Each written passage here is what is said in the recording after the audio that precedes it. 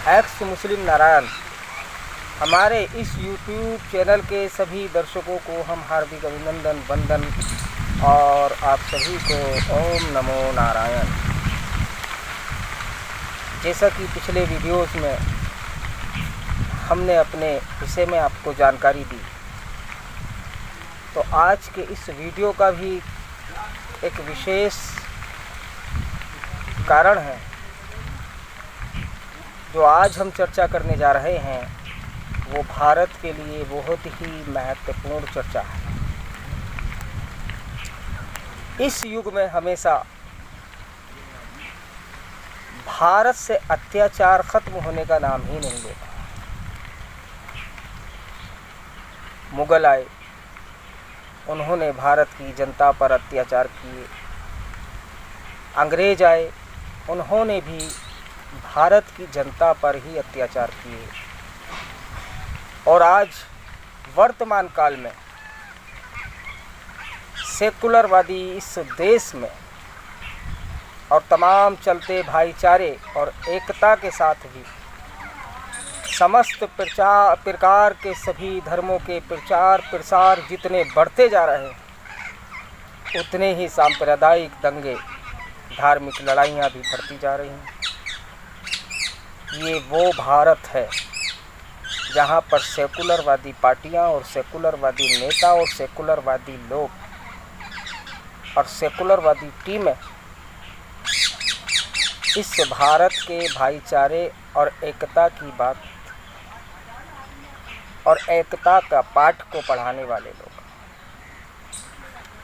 और उससे ज़्यादा कहीं धर्म प्रचार। भारत में कोई ऐसा धर्म मुझे बताइए जिसका प्रचार प्रसार ना होता हो। एक धर्म ऐसा बता दीजिए। हर एक धर्म में जितना प्रचार, उतना ही इस भारत की जनता पर अत्याचार बढ़ता ही जा रहा है। तो ये भारत का दुर्भाग्य रहा है इस युग में कि भारत को अभी तक सेकुलरवादी लोगों में से ही कोई भारत को कंट्रोल करने वाला शासक नहीं मिला। और मैं आपको बताता चलूँ कि जितना धर्मों का प्रचार प्रसार है, उतना ही अमन और शांति होनी चाहिए थी, परंतु अशांति ही अशांति पूरे देश में। और इसी से पूरा संदेश जाता है कि पूरे भारत ही नहीं, पूरे विश्व भर में भारत माता प्रताड़ित है, धरती माता प्रताड़ित है। जिस धरती माता को चिन्हित करके बॉर्डर बना दिए गए और फिर उसी देश से दूसरे देश के युद्ध लड़े जा रहे हैं। और ये तो विश्व की बात है, इसको छोड़ दीजिए, अपने ही भारत को देखिए।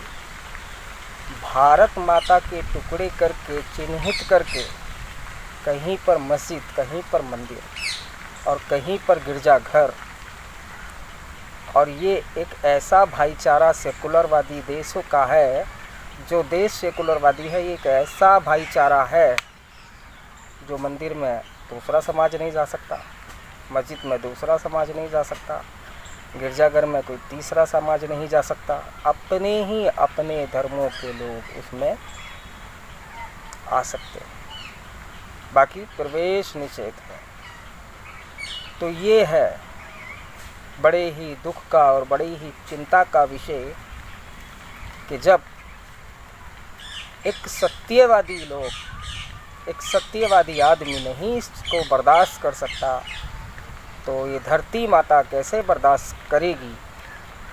यही सारा सोचने का, विचारने का और अपने आप के विचारों को शुद्ध करने का, अंतरात्मा को पवित्र करने का एक समय है, निर्धारित समय है। जब तक परमपिता परमेश्वर की तरफ से प्रकृति आपके हित में कार्य कर रही है, तब से आपका और हमारा जीवन सुखी और सुखद है।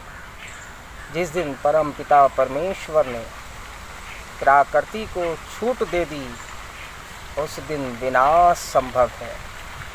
सुधरने का समय है, हम सभी को सुधर जाना चाहिए और भारत में वैदिक सनातन धर्म का स्थापना कर पूरे विश्व भर में इस धर्म को भारत से ले जाना चाहिए ताकि हम भारत को विश्व गुरु बना सकें।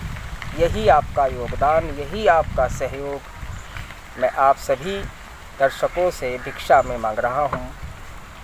सभी को ओम नमो नारायण, हर हर महादेव।